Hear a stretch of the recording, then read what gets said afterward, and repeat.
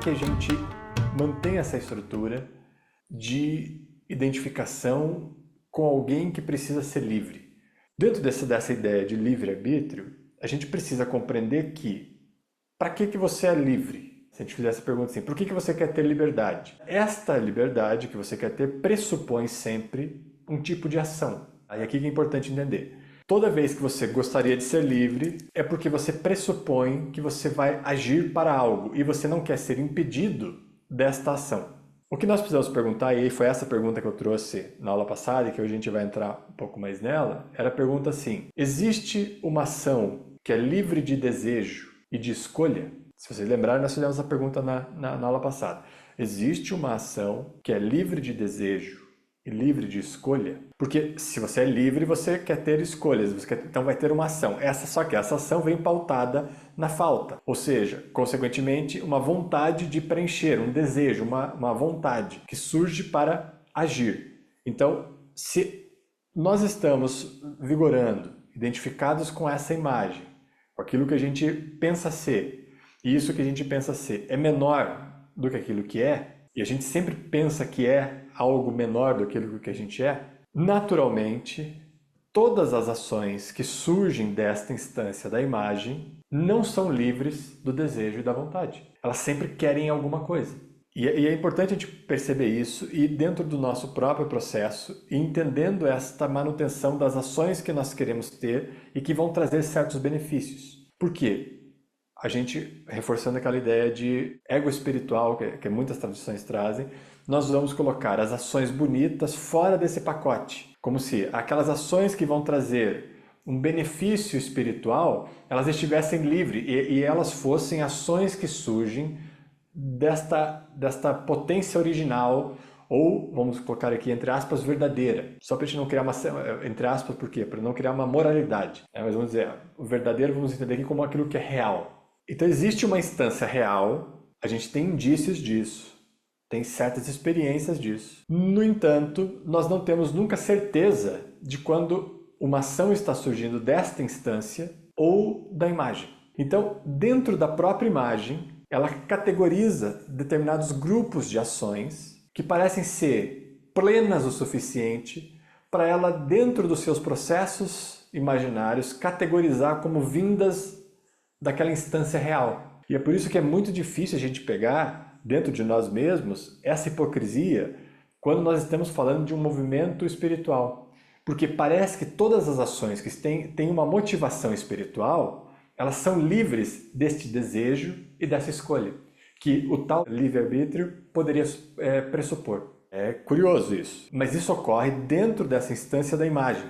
A própria imagem tem um rol de ações que ela categoriza para ela mesma como se fossem de uma instância originária. E que, a partir deste movimento dessa instância originária, essas ações estão ok. Então elas podem acontecer sem nenhuma reflexão crítica. E aí que as pessoas se perdem muito quando elas já estão se desenvolvendo no processo, onde elas estão aumentando a sua vitalidade e ganhando uma certa consistência na percepção da própria presença, só que se confunde ainda com a imagem e aí começa a sempre separar ideias de que essas ações espirituais ou ações onde você aparentemente não tem benefícios, mas o próprio benefício seria a sua realização espiritual, né? Como se isso não fosse um benefício, não fosse um desejo, uma vontade que vem preencher uma falta. Porque, de novo, eu faço a pergunta para vocês, essa pergunta eventualmente eu faço para vocês. Se nós somos e nós identificamos aquela unidade, o infinito,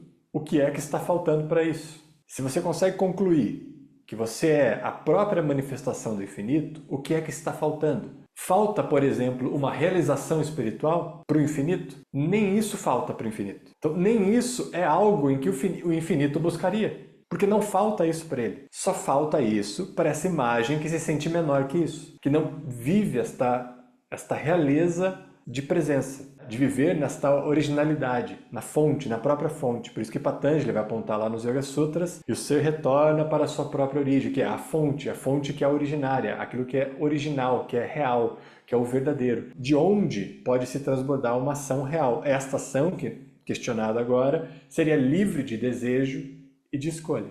No entanto, a gente dificilmente está vivendo nessa instância. Então, isso fica muito no campo da filosofia, da possibilidade e não no campo do palpável, de uma experiência real, de um tipo de atitude que pode acontecer livre de desejo e livre de escolha. Mas é importante ter isso em mente como uma reflexão, para a gente seguir nessa investigação. No entanto, por que, vamos pensar assim, mesmo sabendo de toda essa manutenção, porque racionalmente a gente sabe que a gente se identifica e que a gente sofre porque está se identificando, não entende por que está se identificando, por que sofre, mas mantém esse processo acontecendo. É muito curioso, porque mesmo sabendo a gente não consegue abandonar esse processo, certo? Ele permanece, e ele permanece constantemente. Por que esse processo permanece? É aqui que eu quero começar a investigar com vocês essa ideia de poder, que tem a ver com a vitalidade e com o nível de vitalidade que cada um tem. Se vocês começarem a refletir e entender por que a gente não consegue abandonar isso, mesmo sabendo que isso é prejudicial, vai causar dor, porque todo apego ou rejeição vão causar dor, no fim das contas. Mas dor para quem? Para esta própria imagem, porque é só ela que pode sofrer. Porque é só ela que falta alguma coisa. Mas mesmo sabendo disso, essa imagem não consegue abandonar e se dissolver no infinito que já é, por causa de algo que é muito, muito específico aqui, de uma sensação de poder. A sensação de que esta imagem tem poder é que mantém todo este nível de apego e de rejeição.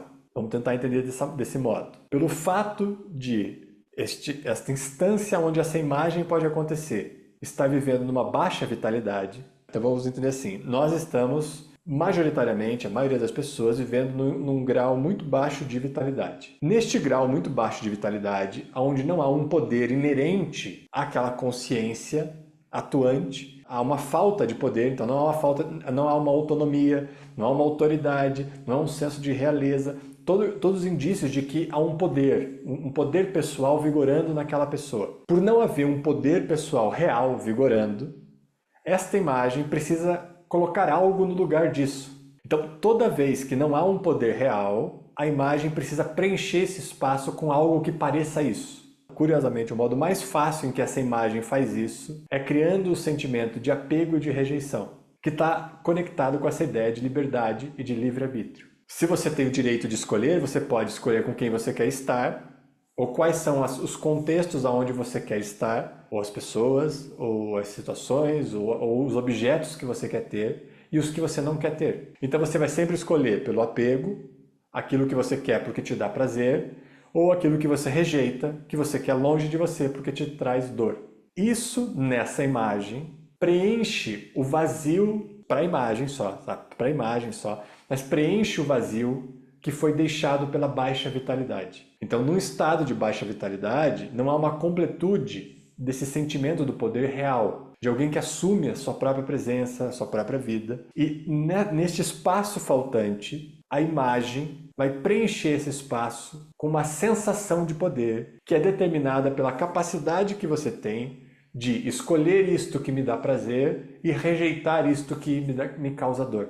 Nessa sensação de prazer, de poder, é que ocorre essa manutenção desta ideia de poder, porque parece que é possível controlar. Então eu vou atrás daquilo que me dá prazer e eu consigo mover para longe aquilo que me causa dor. Isso é uma falsa ideia de que você tem algum controle sobre a vida. E aí, nesta falsa ideia, cria-se a sensação de poder na substituição da falta do poder real. O processo psicológico que ocorre é que a ideia de que você pode se aproximar das coisas que te dão prazer e pode se afastar das coisas que te dão dor é o sentimento de que você está no comando e que você detém este poder real. E aí, o fato curioso, mais curioso ainda disso tudo, é que para garantir que isso seja uma percepção permanente, a mente desenvolveu o que a gente chama de memória. Veja que interessante, porque esta sensação de poder, ela não acontece em lugar nenhum. Ela só acontece na própria manutenção dos processos psicológicos dessa imagem. Essa imagem cria um emaranhado de processos, cria sensações a partir do que dá prazer ou do que dá dor, que são só sensações. São sensações. Nem sempre quando você sente dor, você está correndo um risco de vida. Nem sempre quando você sente prazer, você está de fato vivendo uma bem-aventurança. Porque são sensações. Estão na base dos sentidos. Então, daquilo que você percebe e você se identifica à medida que recebe dos sentidos. Então, vamos tentar dar um exemplo. Quando você vê um objeto, e foi o exemplo que o Krishnamurti usou, quando você vê um objeto, neste momento da visão, está ocorrendo o sentido da visão, mas pura e simplesmente. Então, você consegue enxergar. O fato de você conseguir enxergar através de um sentido que está conectado com as sensações não é exatamente o problema, porque está ocorrendo uma percepção através de um sentido. Uma imagem está sendo capturada. Mas essa é a única realidade. No momento em que você começa a se identificar com o processo da observação, e aqui é algo curioso também, né? São todos fatos curiosos, né? Quando a gente vai falar de mente. Este processo de identificação, ele já pressupõe a dualidade. E é por isso que existe esse vácuo, esse vazio, onde algo que não estava ali pode acontecer. Vamos voltar, por exemplo, para construir isso juntos. Quando você olha e você enxerga algo, você está vendo o objeto.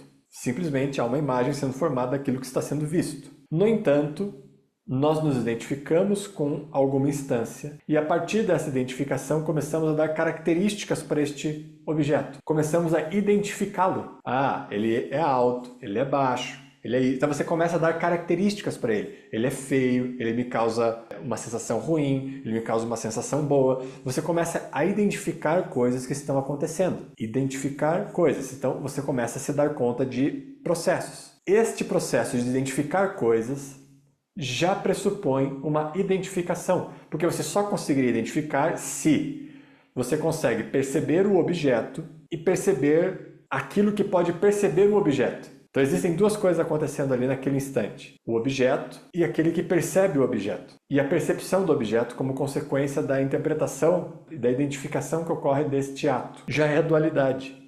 Já não é mais uma instância da unidade. É por isso que ocorre esta ilusão de ótica que nós comentamos quando nós formalizamos lá o número 8, que nós entendemos que o número 8 ele é um círculo torcido. Então há uma distorção.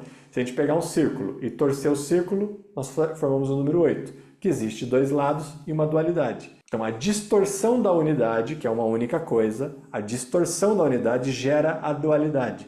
Gera a identificação, que gera esta falsa percepção de que é possível preencher um vazio. E é nessa falsa impressão, neste vácuo que aconteceu por este equívoco quase que ingênuo da mente, observando, identificando, ela só queria identificar aquilo que estava ali, mas é que para identificar aquilo que estava ali, você precisa pressupor dois. Não tem como você identificar algo sem pressupor dois. Porque precisa do objeto e aquele que identifica. Já há dois. Então não há uma comunhão direta entre este um e outro. Deixou de ser unidade. E se deixou de ser unidade, torceu. Virou dois. É o 8 que tem dois lados. E nesta possibilidade ocorre uma distorção e é possível parecer que é em relação àquilo que é. E aí a sensação de poder é que surge nesse momento. Então, para controlar... Porque se você distorce este 8 e você se torna unidade de novo, não tem mais controle, porque a vida é um fluxo ininterrupto e que você não consegue controlar. Para a mente, isso é aterrorizante. Quando a gente fala de unidade, por isso que a mente vai romantizar esse conceito espiritual e ela vai categorizar isso dentro do rol das possibilidades que ela pode controlar, o que a gente chamou aqui de ego espiritual. Porque para ela, viver essa unidade é completamente aterrorizador. Porque ela não vai controlar nada. Ela vai estar à mercê do fluxo da vida. E isso é a unidade. Isso é o sagrado. Agora, a visão romântica da mente sobre isso é que ela pode vivenciar os benefícios disso. Porque ela sente que há uma intensidade no momento em que ocorre essa soltura. E você se funde nesse fluxo da vida. Porque você, ao soltar e se fundir nesse fluxo da vida, você se torna a vida. Então você ganha a mesma intensidade que a vida. Então quando a mente percebe isso acontecendo, ela gostaria de ter isso. Só que ela não quer pagar o preço, que é abandonar a si mesma para viver isso.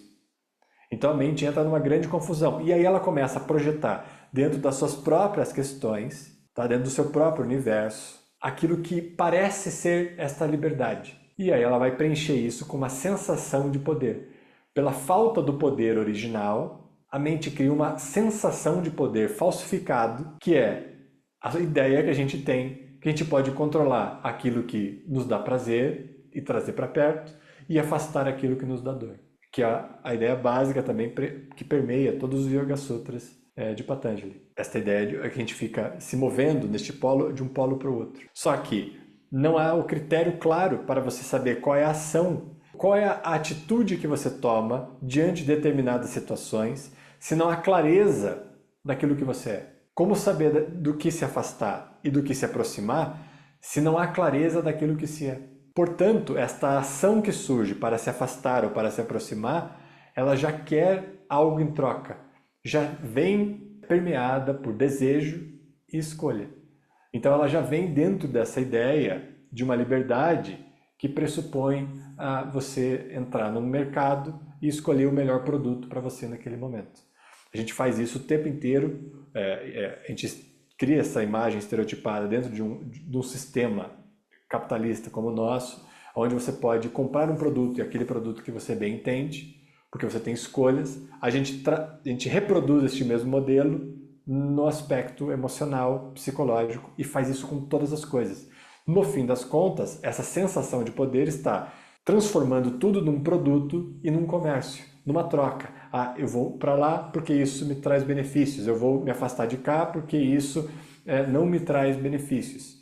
E aí você começa a dosar e começa a ter uma relação de comércio com tudo, dentro dessa falsa perspectiva do poder, sem experimentar aquilo que é original, aquilo que é verdadeiro, aquilo que é a sua própria potência em nível máximo, que a gente vem traduzindo e vem tentando compreender ao longo desse ano como esta alta carga vital, quando esse seu reservatório prânico está com a maior intensidade possível e você está transbordando essa intensidade em todos os lugares. Tá? Porque você descobriu que isso é uma fonte que nunca se esgota e não uma fonte esgotável, como essa imagem pensa ser, e que precisa garantir e tornar permanente através da memória aquilo que ela consegue. Então veja, o processo da mente tentar manter esta sensação de poder viva constantemente é arquivar na memória as coisas que aparentemente te trouxeram prazer, para que você sempre possa se direcionar para lá de novo, e arquivar na memória aquilo que te causou dor, para que você possa sempre se afastar. Então ela mantém isso na memória para dar a sensação de que isso é perpétuo, assim como a própria vitalidade, a própria vida. Então, através da memória, a mente usa a memória para preencher esta ideia, esta ilusão de que ela tem o controle do infinito, quando na verdade ela precisaria abrir mão de tudo isso para experimentar este infinito. E essa consciência original, esta presença original, que já está aí, em cada um de nós. Então, isso já está vigorando. A loucura, a insanidade que nós vivemos é que nós já somos tudo isso que pensamos ser e que buscamos e queremos ser em algum tempo futuro, e que já é agora, que já simplesmente está acontecendo agora. E ela também arquiva isso na memória, fazendo essa correlação com esse momento presente, que é aonde está acontecendo esta realidade, porque no passado e no futuro são os dois momentos em que ela consegue controlar a interpretação daquilo que aconteceu e da projeção daquilo que ela gostaria que acontecesse. No momento presente, essa imagem não tem autonomia nenhuma. No momento presente, a vida é a própria autonomia. A vida é o próprio poder. Ela vai determinar aquilo que irá acontecer, você querendo ou não, a vida vai fazer. Agora, a autonomia dessa estrutura imaginária está em controlar aquilo que já passou, a interpretação daquilo que já passou e a projeção daquilo que espera que se aconteça. Porque é somente nesses dois momentos em que essa imagem tem autonomia. No momento, no instante presente, essa imagem não tem autonomia nenhuma. É por isso que você vive nas suas memórias e você vive nas suas projeções. Porque se você abandonar esses dois lugares, você vai cair no presente. E quando você cair no presente, você vai experimentar aquilo que você é. Existem poucos lampejos dessa percepção na vida. Mas quando você experimenta isso, você quer retornar sempre para lá. Essa imagem experimenta algo tão poderoso, de verdade, não uma sensação de poder, ela experimenta o próprio poder, que ela vai categorizar isso como aquilo que ela mais quer e vai querer reproduzir isso todas as vezes. Mas, novamente, a reprodução dessa imagem disso já é um desejo, já está vindo a partir da falta que ela sente ter, e não do reconhecimento daquilo que é. Somente nesta alta intensidade, uma ação pode surgir sem manipulação, sem desejo e sem escolha. Mas quando esta ação surge, não há ninguém também para identificá-la, para categorizá-la, porque se houver, já não é mais. Por isso que eu apontei, quando você observa e você começa a identificar pontos em algo, bonito, feio, me agrada, não agrada, baixo, alto, você começa a categorizar, identificar, já há identificação, já deixou de ser, porque já é dois, já não é mais a unidade, já é um outro processo. À medida que esta ação surge de um contexto de unidade, não há mais ninguém ali para identificar esta ação. Ela simplesmente transborda, ela acontece. Então não há alguém que se vangloria dessa ação e nem percebe os benefícios ou prejuízos que essa ação poderia trazer. Simplesmente é feito, porque é um transbordamento. É o que a gente poderia chamar, em última instância, de amor. O amor no seu nível máximo. Quando há um contexto onde todos os objetos, todas as pessoas, ou o movimento da situação se alinha em intensidade e altitude, em que as pessoas podem, inclusive, se a gente fosse pensar na comunicação, e o que os grandes yogis do passado já sabiam muito antes de nós, por exemplo, uma comunicação que não precisa nem de fala, onde você consegue acessar este campo de presença e aquilo é comunicado através da própria vida, sem que você precise traduzir isso para um modo identificado que já é a fala, que vai trazer imagens, palavras, a comunicação, né, de um modo geral, onde você vai trazer isso para a comunicação. Uma comunicação que não precise de imagem e de linguagem, vamos dizer assim, seria a melhor palavra aqui. Então, uma comunicação que não precise de linguagem, o nome que a gente dá para isso é amor. Significa que toda instância daquele envolvimento que está envolvido com aquela situação, com aquele contexto, se alinhou em intensidade e altitude. Então, o nível prânico aumentou o máximo possível e a altitude a mais elevada também.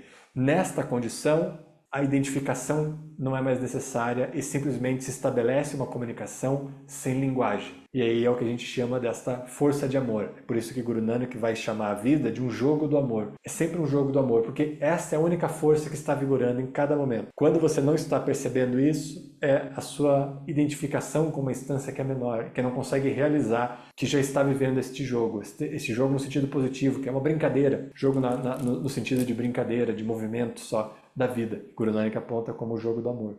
Mas que você precisa estar vivendo nessa consciência original, presente, real, que é a fonte de tudo.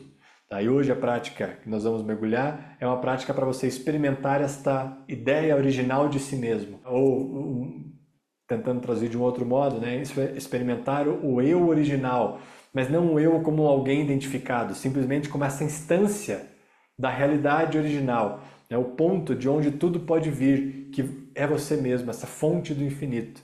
Então, a prática de hoje é para a gente reconhecer esta capacidade originária e de onde todo o poder, este poder real, de verdade, que não é sensação de poder e que não é manipulação, que não é controle, este poder real que transborda, possa ser reconhecido neste transbordamento livremente, sem nenhuma necessidade de direcionamento e nenhuma necessidade de avaliação se vai me trazer benefícios ou prejuízos, simplesmente transborda.